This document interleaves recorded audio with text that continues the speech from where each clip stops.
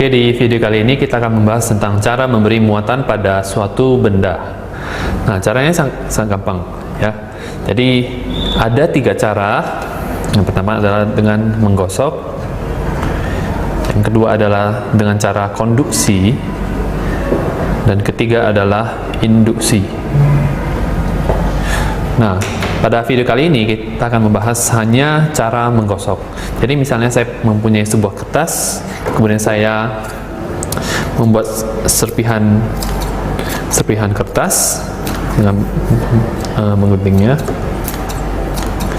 Kemudian saya akan mengambil sebuah penggaris plastik, ya, dan akan saya gosokkan ke rambut saya. Ya, jadi ketika ini digosok, ya, sebenarnya saya sedang memberi muatan kepada penggaris ini. Dan setelah itu akan saya dekatkan penggaris ini dengan kertas-kertas ini. Ya, jadi bisa kita lihat bahwa ada beberapa serpihan kertas yang menempel pada penggaris plastik ini. Nah, ini adalah contoh dari cara memberi muatan pada suatu benda, dan benda tersebut sekarang memiliki listrik statis. Oke. Nah, contoh yang tadi adalah jika saya memiliki plastik dan wol atau rambut, ya, maka ketika saya menggosokkan plastik ke wol, plastik akan bermuatan negatif dan wol akan bermuatan positif. Hal ini dikarenakan perpindahan elektron. Ya, seperti di video sebelumnya saya menjelaskan bahwa elektron adalah partikel di dalam atom yang gampang berpindah ke atom lainnya. Jadi elektron dari wol pindah ke plastik, sehingga plastik sekarang menjadi kondisinya adalah kelebihan elektron, dan wol sekarang kekurangan elektron. Contoh lainnya adalah menggunakan kaca dan kain sutra. Ketika kita menggosokkan kaca dengan kain sutra, kaca akan bermuatan positif dan sutra akan bermuatan negatif. Hal ini dikarenakan terjadi perpindahan elektron dari kaca ke kain sutra. Contoh lainnya adalah ebonit dengan wol. Ebonit akan bermuatan listrik negatif dan wol akan bermuatan listrik positif, dan wol memberikan elektron pada ebonit. Ya. Dan contoh terakhir adalah perspex dengan wol. Nah, perspex akan bermuatan listrik positif dan wol akan bermuatan listrik negatif. Hal ini dikarenakan perspex memberikan elektron kepada wol. Jadi ini adalah salah satu contoh dari memberi muatan pada suatu benda dengan cara menggosok. Nah, cara kedua untuk memberi muatan pada suatu benda yaitu dengan cara konduksi. Dan misalnya kita ingin memberikan muatan listrik kepada sebuah batang logam. Ya, misalnya sendok ini terbuat dari baja anti karat. Nah, ketika kita menggosok benda ini, maka akan ada muatan listrik di dalamnya.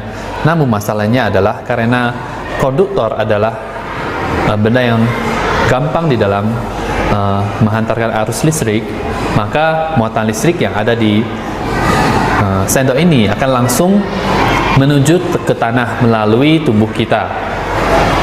Ya, jadi akan menghilangkan muatan listrik yang ada di sendok ini. Nah, caranya bagaimana agar sendok ini masih memiliki muatan listrik? Ya, salah satu caranya adalah dengan memberikan tangkai isolasi. Misalnya ini adalah batang logam tersebut yang akan kita beri muatan listrik. Kemudian ini adalah tangkai isolasi yang terbuat dari benda yang buruk di dalam menghantarkan listrik.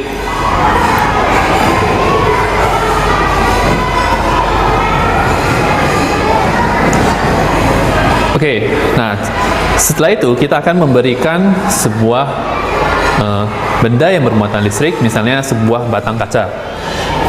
batang kaca ini sudah kita gosok dengan kain sutra, sehingga batang kaca ini akan bermuatan positif. Misalnya muatan positifnya adalah plus 8 kulum. Nah, yang terjadi adalah ketika kita menempelkan, ya, menempelkan ini adalah konduksi, ya.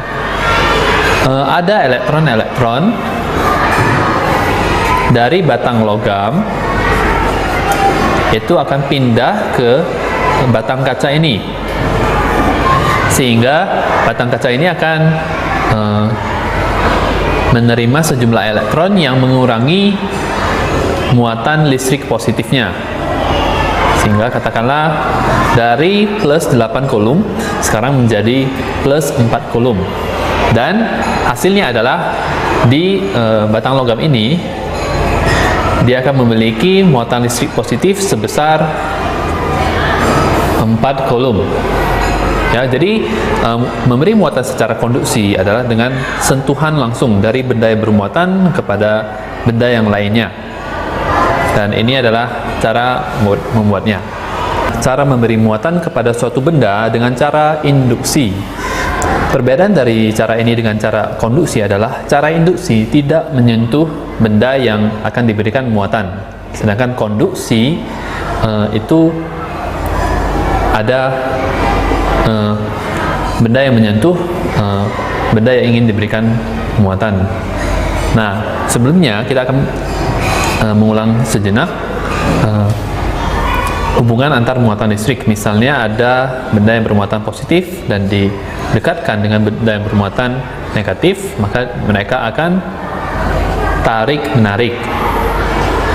Nah, jika kedua benda tersebut memiliki muatan yang sejenis, bisa positif dengan positif atau negatif dengan negatif, maka mereka akan tolak-menolak. Nah, ini adalah dasar untuk memberi muatan secara induksi, ya. Oke. Contohnya hampir mirip dengan contoh konduksi yang di sebelah kiri. Kita memiliki sebuah batang logam, dan batang logam tersebut ditahan oleh tangkai isolasi. Fungsi dari tangkai isolasi ini adalah agar elektron yang sudah berada di batang logam itu tidak lari ke tangkai isolasi dan menuju ke tanah, ya, karena hal tersebut dapat menghilangkan muatan listrik di batang logam tersebut. Kemudian kita memberikan sebuah benda yang bermuatan listrik. Misalnya sebuah batang kaca yang sudah digosok dengan kain sutra akan bermuatan positif. Dan kita tidak perlu menyentuhkannya kepada batang logam ini. Kita hanya perlu mendekatkannya, dan tidak boleh ada sentuhan sama sekali. Jika ada sentuhan, maka itu namanya memberi muatan secara konduksi. Ya, muatan positif yang di sini itu akan menarik muatan negatif yang ada di di batang logam, dan menolak muatan positif yang ada di batang logam. Dan ini adalah cara memberi muatan kepada suatu benda dengan induksi atau induksi elektrostatis.